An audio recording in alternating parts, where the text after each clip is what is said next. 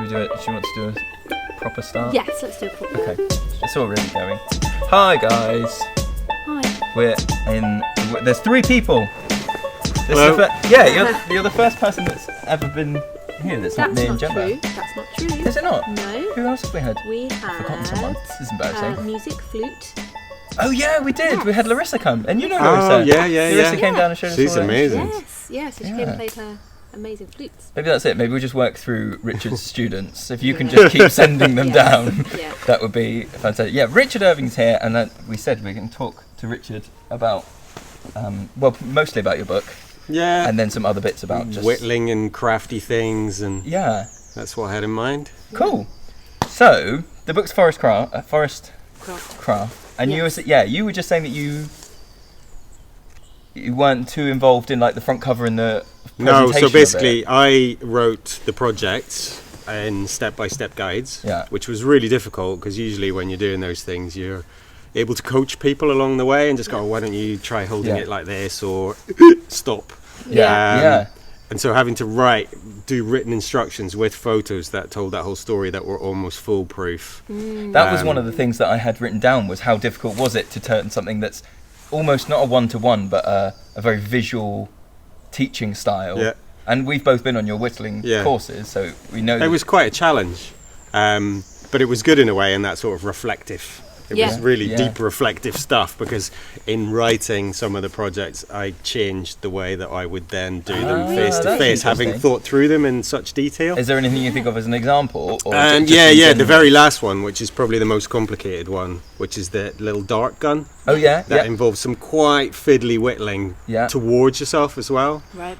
In fact, I would even change it from what's in the book now, and involve drilling a couple of holes as stop cuts. To make it easier. So yeah, that was one example. I suppose that's one of the things, isn't it, of when you're doing it as a course, you can be continually improving what you're doing, or not improving, you can be changing and going, oh, that's a different way of approaching it and whatever.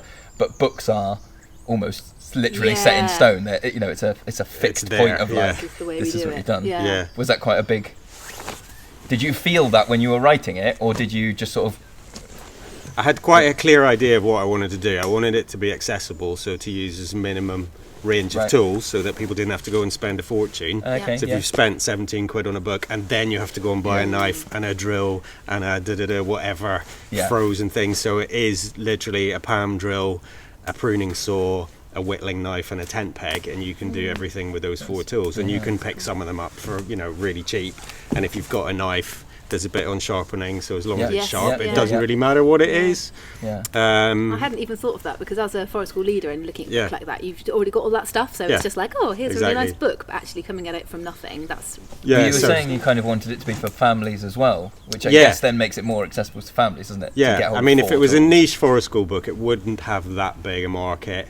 And, with the logistics of spending 3 months almost full-time writing it, that's quite a bit of salary to recoup, and I think it will probably take years to recoup that selling these anyway, so it needed to have a wider audience, and it needs to reach, not everybody's privileged enough to be able to get access to forest schools, but lots of people go on camping holidays or have a camper van or whatever, and it sort of fits with that van life hashtag that you can stick in your camper when you go off to the beach or whatever. So it was that sort of group of people. Because we said one of the I saw a review John Cree did, and I disagree with John, because he said it was a bit physically big to be in like a go bag. But I think if you had a small whittling bag, you could have that book and the 4 tools in a bag, and like you say, in the back of a van, in the back of carrying it around with you, and you've got a complete kit. And it's more accessible because it's absolutely stuffed full of photos, isn't it? And because of the size,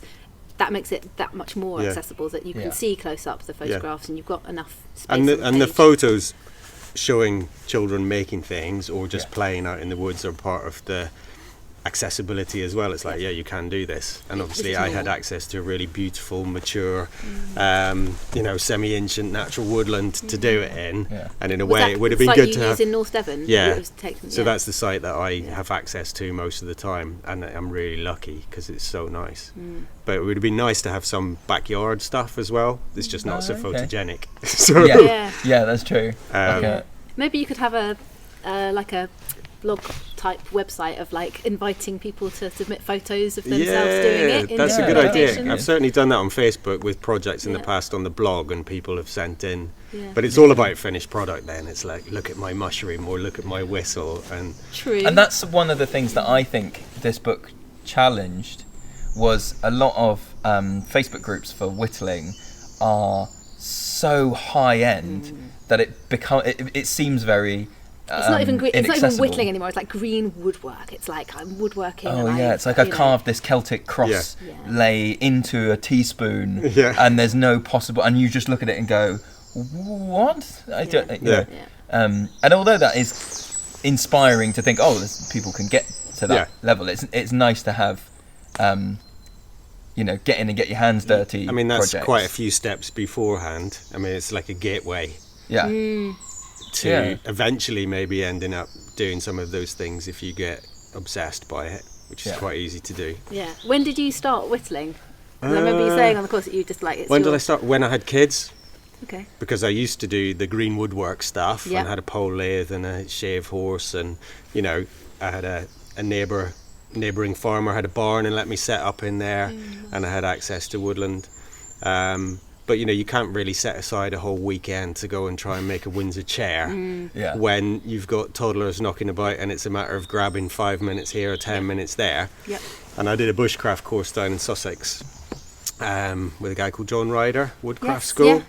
And so a lot of that, the whole week, was they give you a knife at the start of the week, and the whole thing was progressive knife skills and whittling, and I just got really into it and then carried on. And thought, this is something I can do, and I can have it in a kitchen drawer, and if I've got 10 minutes I can carve on the breadboard, and then when child needs something, then since coming on your course actually, because I started whittling on a level 3 course, and had that week like you're describing of just like I'm playing with axes and I blooming love it, and then I really loved making spoons and stuff, and then you just don't do it for a bit, and then coming on your course sort of reminded me how much I loved it, and after your course I've been way more productive but in shorter amounts of time. So instead of going, I'm going off on this course now, or I'm going to work and I'm going to stay a bit later and I'm not going to see you children, I have to do exactly that on the breadboard, and keeping it on a high shelf, and then just doing a little bit here and there, and it's really therapeutic. It's amazing. And then it's more sort of embedded in your everyday life, and it's not a special thing. Some of those things I did sitting in the car. So a few years ago when I worked with this group from a special school on Exmoor, and they were always late because of it was residential, and the children were always, there would always be an issue, and they'd always turn up late, and I might be sitting in the car in the rain at the gate of an Exmoor woodland, and I would always have a knife in the glove box or in the boot, and I would just go and get a bit of willow and make stuff and pile them up on the dashboard. And then they would arrive and get out of the car and look in my windscreen and see all these things and go, they're cool, can we do that? And so that was quite you didn't know they were setting it up at school. They were like, no, let's wait, let's be late, because Richard will have made more stuff. Well, no, I think they definitely wanted to get away from school as quickly as possible. Do you think it changes the whittling in any way? Because I know lots of people talk about whittling as a meditative, you get into that other state, but do you think it changes it doing it in short bursts compared to, because I think we both came away from your whittling day saying how nice it was to have an uninterrupted day. It's very selfish is the wrong word, but it felt very luxurious to be I'm just going to spend this day doing that thing. Do you think it changes long projects and short projects? And with adults and that, I mean, part of running those courses is they're sort of restorative in a way. I think a lot of people come on them to get away from the phone, have no distractions, and you're messing about with axes for a week. It's an excuse to have time for yourself and learn something. And call it work. And put it through the work account. But no, with those 10, 11-year-olds who were coming out on Exmoor, they had individual risk assessments, they had all sorts of previous issues, and the staff that worked with them knew them really well. But they were really, really respectful when I got the tools out of the bag. They would even often say they do maybe 10 or 15 minutes and then just say, can you take the knife now and put it back in the box? Because they could feel themselves getting tired or frustrated. And we talked about that a lot. It's like, when you're getting hacked off with this, stop straight away, because that's when you're going to cut yourself, and nobody really wants to cut themselves. So, but it, it's part of long-term programs. You do a bit this week, you do a bit next week, and do a bit more, and the time it's like training for any sporting event or whatever. You gradually build up the time that you're able to focus and that you're able to do it, and you get the feedback then. Because part of that flow thing comes from having skill. I mean, you don't get flow in things that you're not already well practiced at, because you're being too conscious of what you're doing. So when you get to that point where you're still conscious of it and you're getting feedback from what you're doing, but you know how to do it, that's when I think you get into the flow. It's like conscious competency, unconscious competency. This I can't remember. People talk about learning to drive. Yes. When you're, unconsciously incompetent to start with. So you don't know what you don't know. It's a bit Rumsfeld. And then you gradually become unconsciously competent when you're well practiced at driving. You can drive and put the radio on. And But then it goes beyond that, where you get driving without awareness, and it becomes dangerous, and you're 100 miles away from where you thought you were because you've been zoned out. And that's definitely true of whittling. That is when I have cut myself, is when I'm feeling really confident, and it's always like when I have been going, I'll just do a little bit more, and I say it to the kids, and so it is that thing of and phrasing how to say we're going to down tools now, because you don't want to make someone go, oh, okay, I must hurry then, because she's going to tell me in like 5 minutes I've got to put it down. It's like, no, we're doing it right now. Well, that kind of feeds into a note that I made. I got the quote we're talking about motor development, not age, which I really liked, because that's something that we get a lot, is like, what age can children do this and what age can children do that? And actually it's as you say, it's about, well, when can they do it? When they can do it. And I think it's quite nice as well to think about like that. There's like the layer of sort of motor development, but then there's also a layer of like emotional state, where you might go, you can competently use a knife, but because of where you are in your headspace right now, today isn't the day to get a knife out, or today isn't self-regulation. And that's something that I think people who either aren't necessarily forest school trained, or even who are but aren't confident using sharp tools, sometimes they struggle to like clarify that in their heads, why they just go, I don't feel good about you having a tool today. I'm not quite sure why, and that's really difficult to. I wondered if you'd have any conversations with children, because it's really hard to say, that thing you could do last week, I'm not going to let you do it this week for your safety, and whether there's anything you would say to people that. Yeah, that's tricky. I find that in not forest school sessions, but more like summer holiday provision. And a friend of mine, Jen, has run lots and lots of stuff, and I go and help out. And whenever I go, she tends to advertise it as a specialist day.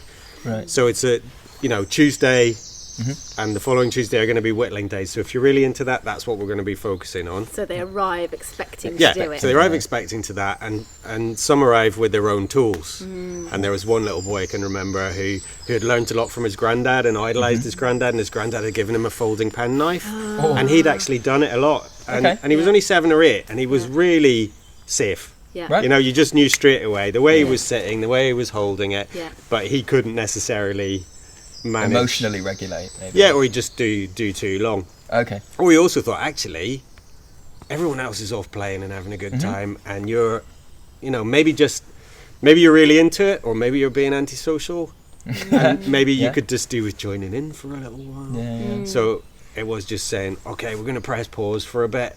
I need to go and I'd always pass the buck. Okay. I need to go and do X, Y, or Z, so I can't help you with this anymore. So can we put the knife away till I've got 10 minutes spare, and we can carry on again later? And that worked in a sort of I was saying not non-confrontational, but not heavy-handed way, not a sort of autocratic. Right, stop. Yes. I guess it's that thing, isn't it, where you can, you're maybe more able to perceive emotional state than they are to perceive their own emotional state. Yeah, and yeah. like it wouldn't come across well to just go like, you're angry right now, because kids can go, I'm not angry, I'm not angry. Go, and it escalates. Yeah. So having that was, that kind of thing is interesting, and something that I think we don't do enough as adults is to go like, okay, well, am I in all of the right states to do this? Yeah. You know, we just go like, oh yeah, I know how to cut wood, I'm just going to go and cut some wood. But actually, we assess the children much more, on many more layers perhaps than we do. But we drifted off. Just before we started, you were talking about the first project in the book being the elder bead. The elder bead, Yes, and so the projects in the book start, increase in complexity. Yeah, there is a progression. I did a big matrix about introducing tools one at a time, but also the way the tools were used. So trying to increase the difficulty, if you like, of the skills and learn a new skill each project. Part of that was then being able to be creative, because it's about, right, this is just a starting point. These are not a bunch of 20 things you can make and then you've done them and you need a new book to go and do another 20 things. By the time you've got there, hopefully, you have practiced enough and developed enough. You've done yourself out of revenue there. You could have been. It's about getting people doing it, and it's about passing it on, because I really like it so much. And there aren't that many avenues to do it. So, it was about building up those things and just starting with the bead, starting with a tent peg and a little hacksaw or a pruning saw, and just sawing up bits of elder and poking the pith out. And I like making things out of elder. It's probably like one of my favourite woods to work with, just because of that pith. You can do so unique, many different things with it.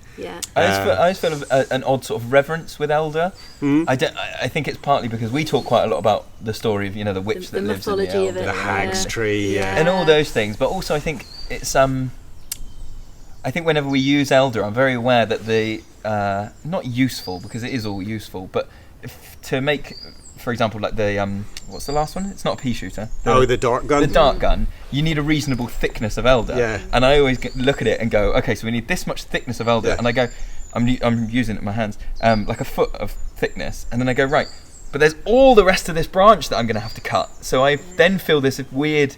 Well, it's not weird, is it? It's an absolute guilt of like, I want to use all of that because I want it to be worth lopping off this limb. I don't want to. So it's like I have a definite hoarding instinct with elder, and we don't have very much on site. So the stuff we have is like precious. It's our precious resource, and luckily, it responds well, doesn't it, to being cut at certain times of the year. But and there's a bit of the road which we occasionally just borrow.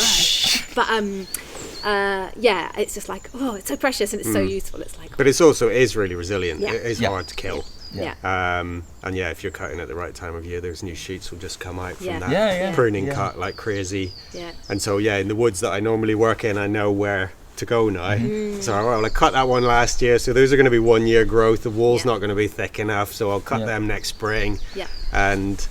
But it is sort of guerrilla pruning whenever as in need, but using the whole thing. And it's the same with cutting bigger stuff as well. It's like I never can imagine a chipper.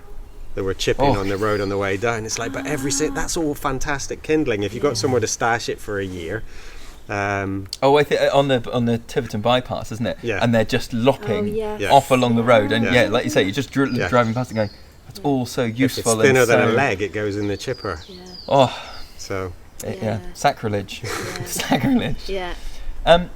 So I wanted to ask if you the sort of outside of whittling, the like book writing process, did you get approached? Did you approach them? Did you? So I've got my website, which is my shop front. Go on, plug it. There's a blog on it. It's richardirvine.co.uk/blog. It's a good blog. And I have all these good intentions. I have a big list of blog posts to write that aren't written yet.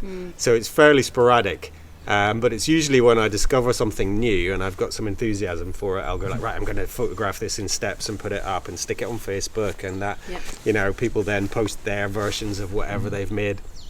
And I think after the Forest School Adventure book from the same publisher, they knew that there was, this growing interest in forest school and outdoor education, sort of low-key foresty outdoor education with kids, and also the lifestyle thing, that their commissioning editor was searching around, found my blog, phoned me up, said, would you have enough to to make a book with extra projects that aren't already published. Yeah. And so I was like, well, I'm not doing anything. January, February, March is always very quiet. And that was it really. I went and had a meeting with them, wrote a sample project. They liked that. That was the whisk. Oh yeah. Right. I loved it. Yeah. That's made from the top of your Christmas tree. Yeah. That was one that jumped out at me as like, oh yes. It just. Have you made one yet?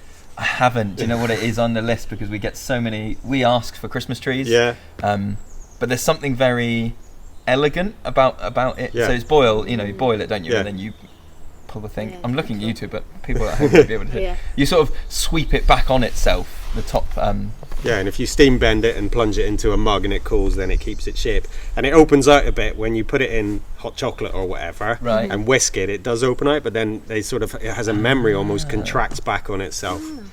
But that's not an original thing, that's an old folk tradition from anywhere in Northern Europe, really. I've found examples in Poland and Norway and Sweden, Finland, Switzerland. They use really big ones for making cheese, for cutting the curds. Oh, really? And so how do they make it bigger? Do you just get a bigger tree? Choose a different whirl.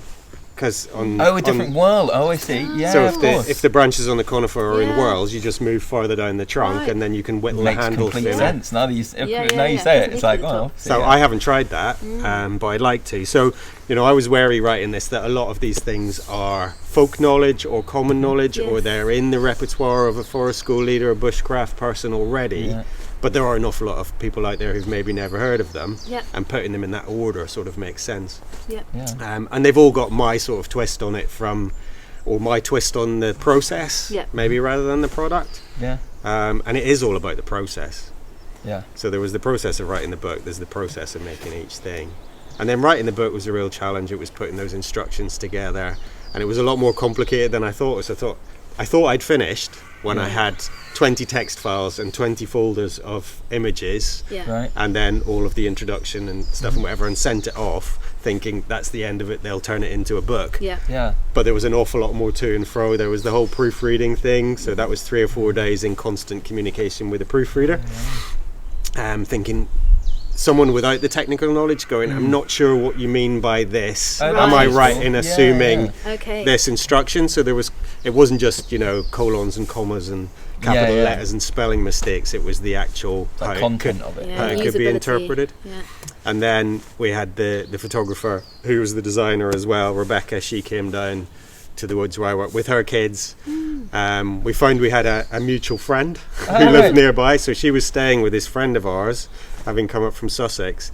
So her kids, Claire's kids, came out as well, and my youngest, and we had a day messing about with them all great, being because I was going to ask about the kids. The kids, I was thinking, these like models? They look so like they're very photogenic kids, aren't they? So photogenic, and that's part of the skill of the photographer as well, is making them feel at ease. And a lot of it they were playing. They weren't part of a photo shoot. They were just messing about in the woods, and quite a lot of the pictures of when there's more than one child in the shot. Some of them are very staged, and some of them there were dozens of photos to get the right technique or the right angle.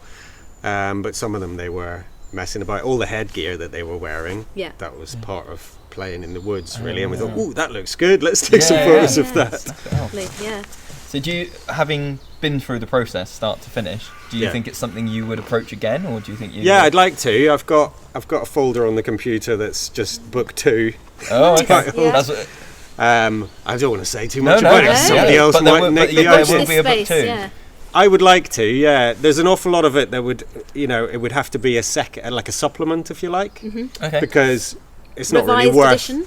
Yeah, maybe, or a big thick one. But there's a lot of stuff on tools, techniques, wood choice, pruning, all those little things that it doesn't really make sense to repeat and do again. The other thing I'd quite like to do is write with someone else who's got, a particular specialism, and maybe work together to cook something up. But watch this space. Did you find there was stuff that you had to not include in this book on purpose, like in terms of editing your thoughts and kind of going, okay, well, if there was more room and more space, I would also like to say this, but I'm just going to hold back on that because it then kind of goes off in different directions? There was that a little bit. There were some things that just didn't fit in the sequence of progression. Or like projects, you mean? Yeah. Okay. So there'd be projects that didn't fit, and there were also projects that I knew where I'd got them from. So you know, I've got a stack of books. I've got more books than is healthy, probably, and you know, I was very conscious of not ripping other people off. Yeah, that's tricky, isn't it? So there's the little figures in here. There's a guy called Frank Egholm who's Danish. He's written some really lovely whittling books and really good stuff on birds, and I just can't do birds at all. And so you said like you were putting down about birds. No, sorry, I was thinking of the books because I think you had them out on the table. So and there were a few others that were already in print, and I thought they'd be ones I would usually go and get hold of for training, to have in my training library or book table, and I didn't buy them because I didn't want to see them, because I didn't want to be influenced and end up plagiarizing too much. So the little people in here are probably with the closest thing with the helmets and things. So I got his book in German before it was published in English, and just made loads of the things, because there's lots of original ideas in there that you don't see. They're not part of the common repertoire in the UK. And those little people, and I got into them because my son was into making them as well. So he was they were doing Christmas cards in their class and giving each other packets of sweets, and he made loads of little people, little kings and bobble-hatted carol singers and stuff, and painted them up with acrylics, and they looked really colourful, and passed them out. He invented a couple. So he invented Pencil Man, which was basically a sharpened stick, but he painted it black and yellow stripes and put a face on it, so that was a Stan original. And then I did the little knights. I think because I was watching a lot of Game of Thrones, and I was like doing dragons and knights and armor and stuff, and they weren't in his. So the little people, the little hazel ends people aren't, an original idea, but there's a twist on it.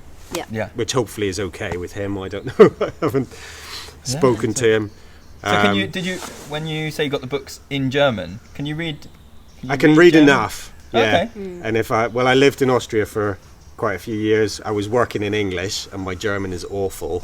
But with the big fat yellow dictionary beside me, I can, and the photos for context. You can make enough sense. Do you think any European country has more of a heritage of whittling or culture of whittling? Oh, definitely, the Swedes are renowned, right? But I don't know enough to know how common it is. Okay. They just make all the knives and all. The Mora knife is ubiquitous, and Mora's a town in Sweden. Gransforth. Is Gransforth Swedish? Yeah.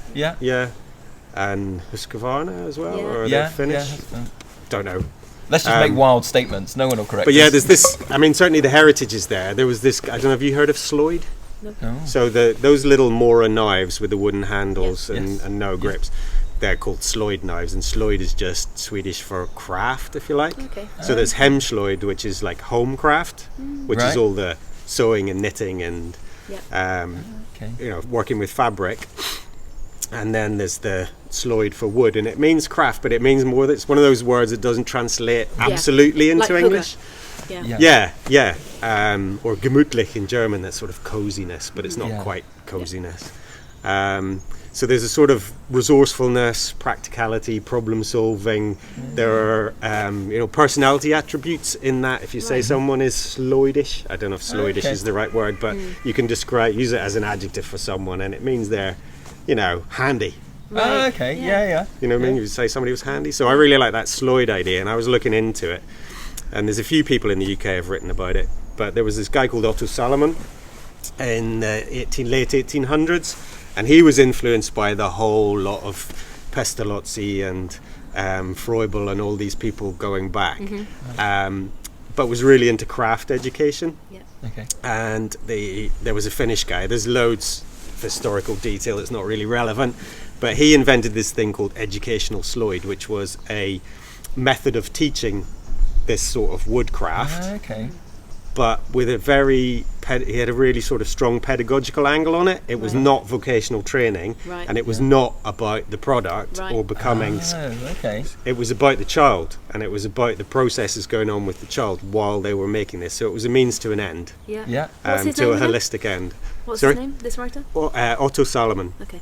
And so he set up this institute outside Gothenburg in a place, it's NAAS, but there's two umlauts on each A, and I can't pronounce it. But we went there last summer because we were going canoeing in Sweden, and we had some time with a friend in Gothenburg, and was like, we're really close to this Ness place, let's go and visit it. Yeah. And the old schoolroom is still there, and it's like a folk art school now, so they run training courses and building restoration, all that sort of stuff.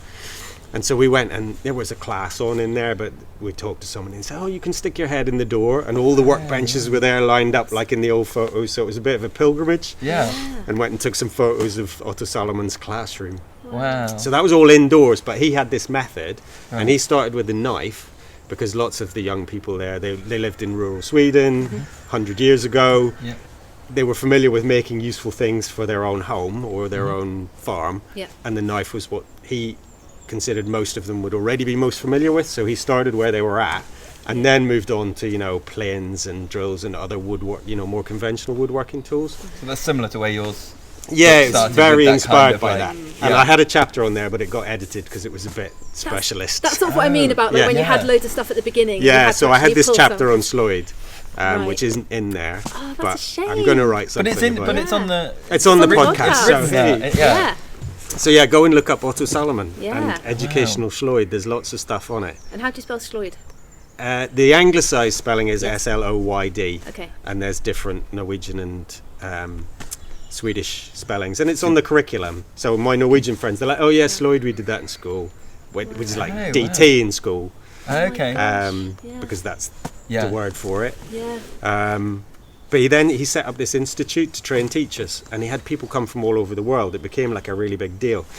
And he had people from 40 countries. I think they were mostly female, and the photos are hilarious because they're all there in their Victorian costume. You know, you imagine your stereotypical Victorian school teacher, their big dresses and all black and buttoned up to the neck, doing PE at lunchtimes outside en masse, and then doing all this woodworking, and then they took it back to their own countries.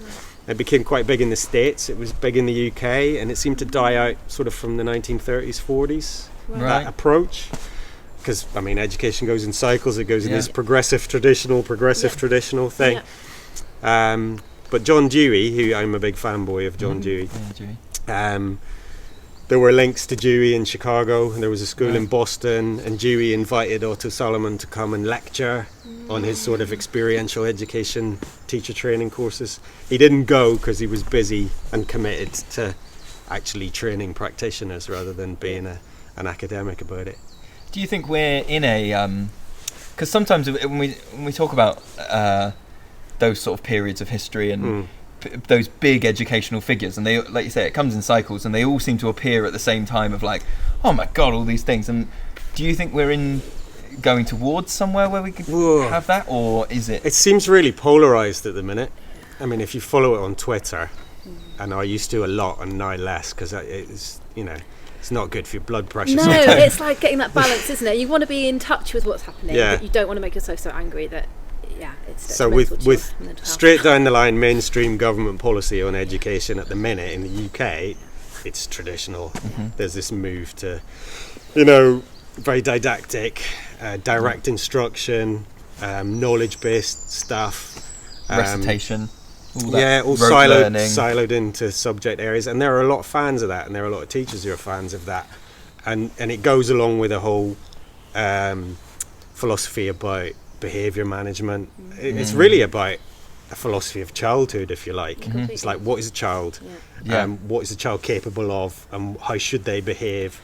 It's like, are they just a future citizen? They're not a citizen right now. That's a big divide, isn't it? Right. And future producer and consumer seems to be a big part of it. They're not even getting that right, though, are they? No. Because it's like it's a system designed for that. But stuck in the past of what a future citizen was. We don't know what a future citizen's going to be right now. But then again, there are a lot of teachers that I meet, and partly they're self-selecting because they come on forest school courses. But the motivation for quite a lot of people is a reaction against that and standardised testing, and they want a more holistic approach. Tawny owls, The owls are up in the daytime. I really hope the mic can pick that up. It's amazing.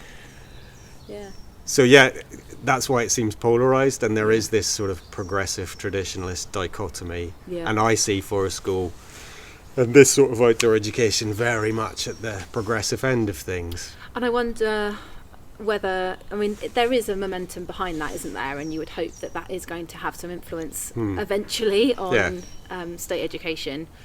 I wonder how long it will take, and whether we'll actually get there and that momentum will carry on, or whether it's about it, whether it becomes more and more separate, and actually you get more and more people leaving state education and going into these alternative education provisions, which is... I mean, that seems to be the case at the minute, that homeschooling is on the rise.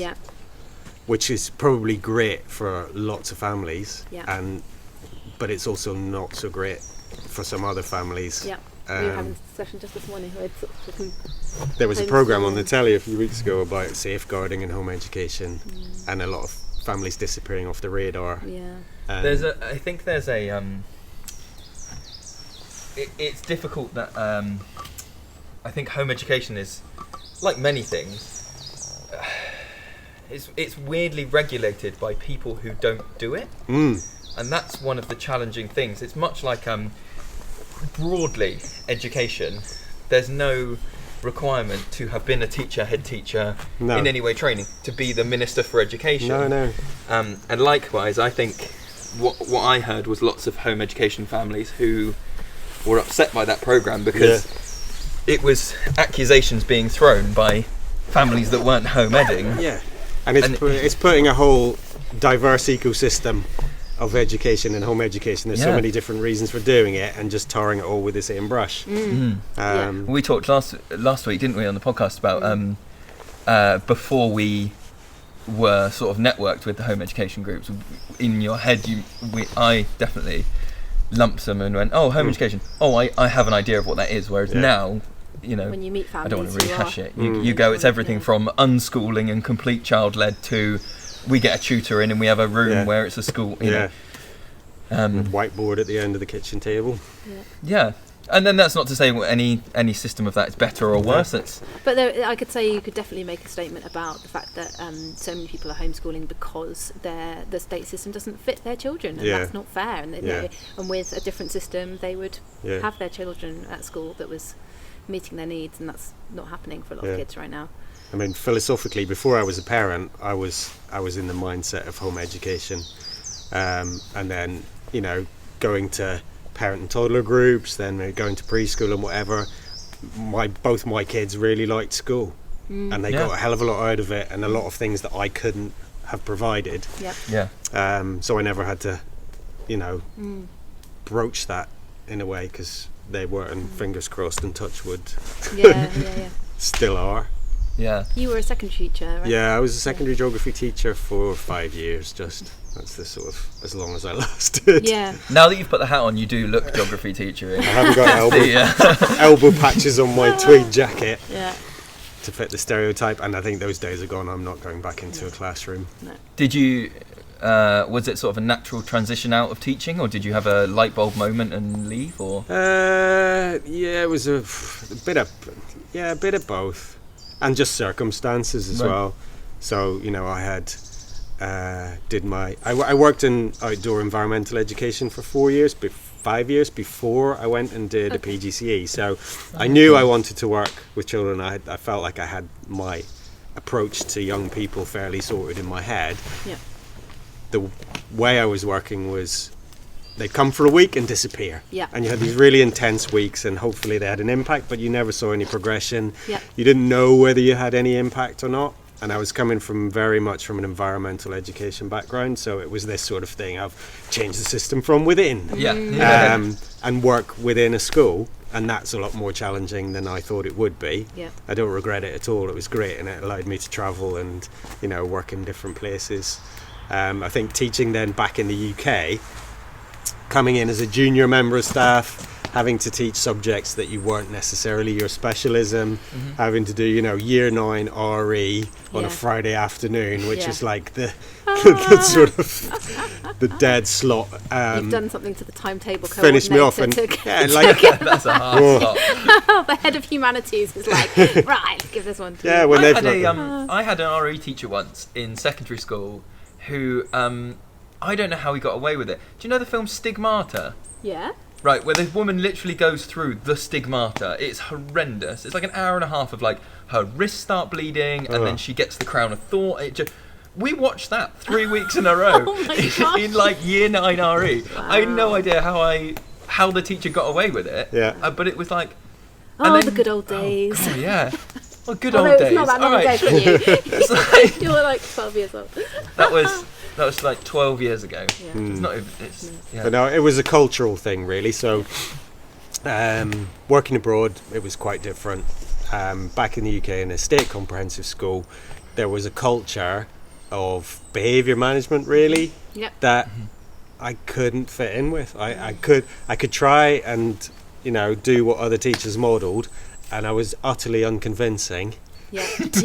and so failed. And even if you have a different approach, if it's not part of the wider culture and you're an oddity there, then that just gets taken advantage of. Yeah. And so I was like, I don't fit here. I'm spending more time looking out the window than the kids are. I know I like working with children. I know I need to do it outside of my turf. Yeah. And I won't feel like this, and I won't have those issues. So that's what I did. Yeah. And then a few years after that, discovered forest school, and I was like, this is my natural home. Yeah. Physically and philosophically. So that's where I ended up. Yeah.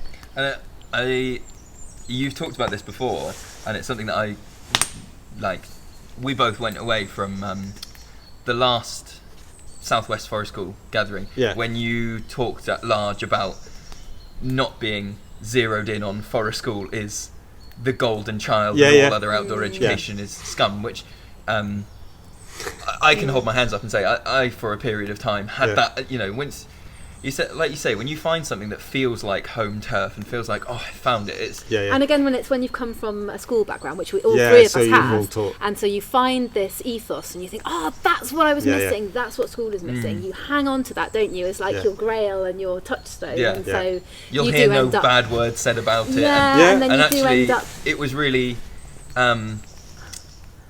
Enlightening sounds like a very grandiose word, but it was very impactful to talk with you about how forest school is super important and a very worthy style of pedagogy, but that it isn't the be all and end all. And I think you can hold that view without being pejorative towards other forms of outdoor education, and make these assumptions not necessarily founded on knowledge. So I was an outdoor activity, traditional outdoor pursuits instructor for a year. That was my first proper job out of uni.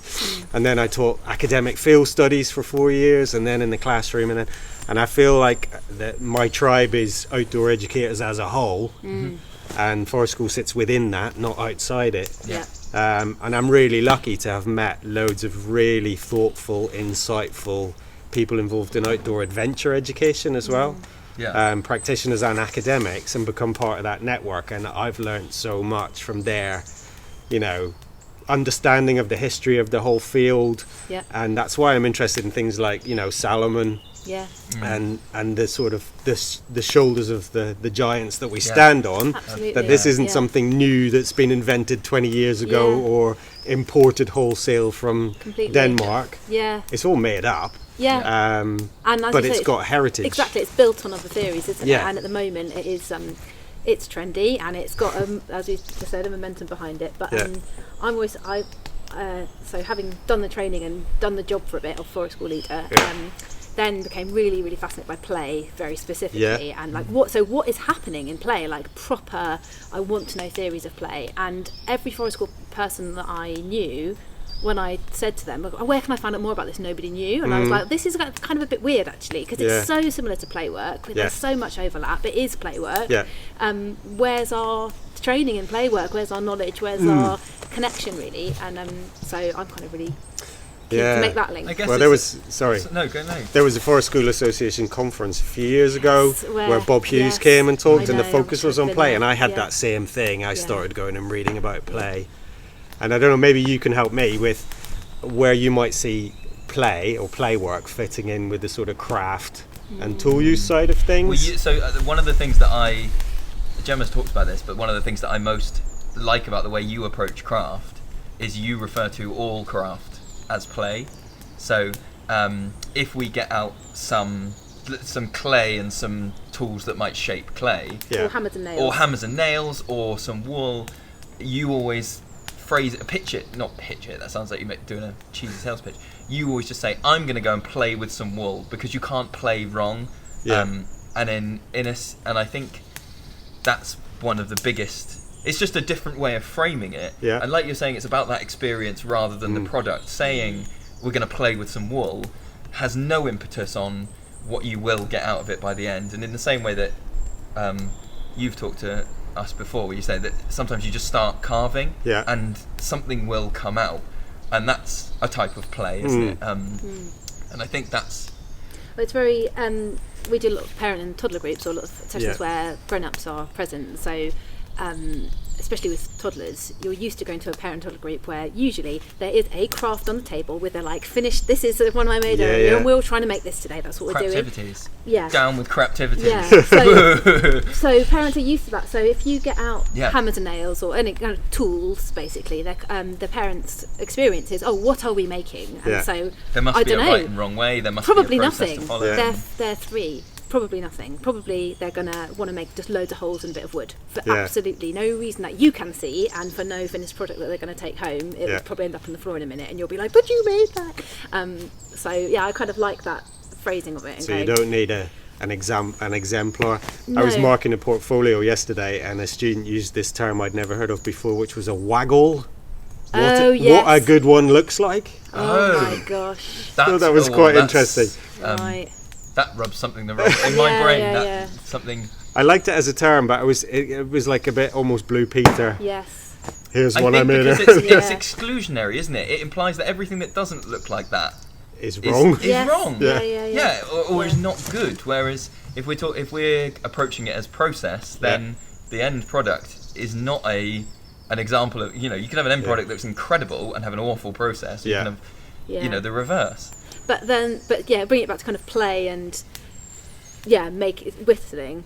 I'd say that's something that I don't know, emerges as you might do your training, or you start for school and you've got this idea about like, we're probably going to do, we're going to make this today, or we're going to get the knives out, and then actually probably one child in like 20 actually wants to see a project through to the end and wants to make something. Yeah, and it's not the project that you intended. Yeah, it's like, I want to make a the sword. most deadly pointy stick. And okay, sure. And that's so. It doesn't mean you chuck it out and go, we're never going to do that, because for that one child in 20, I'm thinking of one of our team that comes on Tuesday. He will see it through, and he really wants to make that thing that he's got in his head, and he'll take it home and continue at home and bring it in and show us and all that kind of thing. So, we still do that, but it's just most kids will just, it's all, for them it's about the experience and it's about the play, and then it's gone and off they go. I think one of the other, it's not barriers to whittling as play, but it's a factor that doesn't exist in all types of play. It is that element of risk. Yeah. Where playing playing hide and seek has minimal risks to it, unless you're particularly competitive like me and you run like really fast. But for a lot of parents and for a lot of practitioners, when you go, do you want to play with something sharp? Play with knives. That's almost what we're told. Not we're told. My childhood was, you don't play with the sharp things. And now I want to go, let's play with sharp. Play within the confines of this is a safe way to play. Yeah. But in the same way that you go, this is the safe way to be on the swing. Don't chuck it at someone's head, swing it towards someone's head and stuff. You go, well, don't move the knife towards you. Yeah. But that's something that. But it's where this tension with about direct instruction comes in, which doesn't have a part in play in any of the sort of play criteria of your own agenda. But in order to be creative and resource your own play, but maybe with the object you make or with the process of doing it, there is a certain skill level required, and you could acquire that through trial and error, which would probably involve quite a lot of first aid kit. Yes. Or you could shortcut it by using someone else's experience or a book or some YouTube videos and learn safe ways of doing things, and there are lots of different safe ways of doing the things. So I have this constant thing in my head of how much teaching, in inverted commas, can be a really useful way of acquiring these skills safely and quickly, and you can't then be creative with them until you have that prior knowledge. I see. Do you know exactly what I mean? what you're saying. It's not play. It isn't play until you've acquired the level of skill that means that you're adept at it, and therefore we're it going back suits to that your conscious needs. Completely. I think there's what I've definitely developed over the last few years, particularly with like knife and tool work, is moving away from coming out of my forest school training and having in my mind, this is how you use a saw, and it's a very set left hand here, right hand here, it's this movement, and actually trying to broaden it out into my mind of like, what are the criteria? Well, the criteria are your hands should be safe, or your hands should be away from the blade. That might be left hand here, or it might be left hand behind your back, nowhere near the tool, or it might, and that's, I think, very useful when you're working with children, to give them a little bit more freedom to say, okay, I can see what you're doing. As long as you can keep within these parameters, I'm happy for you to not sit with the knife exactly how I do, because you're being equally safe. You're just using option B, not option A. And that's... I think a lot of times, well, the tool use might be part of a wider game. Do you know what I mean? So if you've got like kids here, especially like all day, so a child will come up to us and say, I need a knife, and you're like, okay, cool, tell me why. What's going on? And it'll be like, and it's part of the game, so there is a wider overarching game that's happening, or play space or play cycle, and then it's necessary. It's just necessary that I do this bit of work, because it does feel like work, and it is, in order for the game to carry on going. So it's almost like it shifts slightly, but it's using a tool to make a tool for this game, which is really, that's when most of our tool use with older children happens, I think, in that scenario. Isn't it? And in that way it does feel more child-led, even though you're kind of giving direct instruction, and you are like... And Lily writes that in the introduction, like Lily Horseman did. Really nice. And that bit about resourcing your own play, and not just making things as objects to take home and put on the mantelpiece, but things that have a function for that child. And I think there's a step beyond things that have a function, in that it's things that have one, you're getting more ownership of it, but also I'm imagining, if I'm a child who knows that I can whittle a stick down into a point and now play with a sword, I'm less precious. Like, I'm going to use that sword, and if I break it, in the back of my head I've got the skills to make another one, which is so freeing, where a lot of children's toys and resources are, whoa, that's actually the only, like, you can't throw your bike down the stairs because we've got another bike for you. But to be able to go, you can make as many swords as you want. You go smash them, throw them in the bushes, do whatever, it's that thing, isn't it? That was one of Salomon. He had this big sort of 10-point list of why educational Sloyd was important, and one of them was about developing skills for self-reliance, so that you could do exactly that. Now, he was thinking of it more in terms of functional objects to have around the home or farm. A bit of like bodging. But you can think about it in that, and I get people saying to me, if I'm on a course and I bring my leftover pasta from my lunch and I forget to put a fork in the bag, I'll whittle chopsticks. I mean, you could sit for half an hour and make a spoon, and people go, "Ooh, that's so clever!" But you make some chopsticks, eat your food, chuck them in the bushes, and the next time you can make some more. But it's like, you need to know that that's a possibility. And what an amazing thing to teach our children for the future. You don't know what's happening around the corner, and actually, I mean, even next Brexit happens. And we're all eating pasta with chopsticks. And I wonder if that's a transferable thing. That feeling of self-reliance is right. I know I can make some chopsticks or a sword or whatever. As an adult, then, do you then feel like, okay, I have the capability to put a shelf up or fix a dishwasher or whatever, or even something non-practical, like I have the ability to start a new business. I have the ability to change jobs now and take a leap into the unknown. It's the same with risky play, isn't it? That's what they say about risky play, is that it's transferable at that level. It's massive. Down with capitalism. All right. Don't buy stuff, just make it. I might have to make everything come the end of March. That's been quite a big end. We'll end the recording there of like, we've put the worlds to right. It is a fantastic book. I would encourage everyone to get hold of a copy and just sit. And it, like you say, it sounds really odd. It's a really tactile book. There's something about the production of it. I don't know whether it's recycled paper or whether it's the embossed title on the cover as well, and that nice matte paper. The nice matte paper is nice. It is good. So it's GMC Publications. It's 16.99, I think. And have you got anything else coming up? Whittling days or? Not planned at the minute because I've taken my eye off the ball and been doing so much sort of networking and book promoting and things for the last few months that I haven't really sorted my diary out for the year ahead. But it's on my to-do list is to put some whittling days together. And they'll be on your website? They'll be on the Facebook, website, yeah. Okay. And if anybody's listening from the Big Smoke, I hopefully will be sitting in a gallery on the South Bank for 4 days whittling as part of London Craft Week, which is from the 8th to the 11th of May. Brilliant. By the Oxo Tower. So, yeah. And the question is, do you know what you're making for 4 days?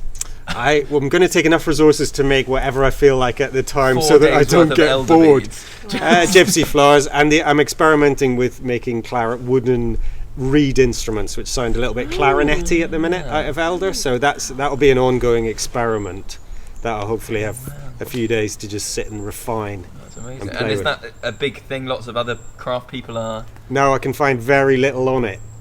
There's lots of very professional instrument makers, right? But hedgerow instruments, not much. I think we know what book 2 is. Don't tell anyone, but I've sussed it out. Anyway, right. Okay. And level 3 courses. I've got one starting the week after next, and I'll have a couple more in the autumn, North Devon and hopefully South or East Devon as well. Brilliant.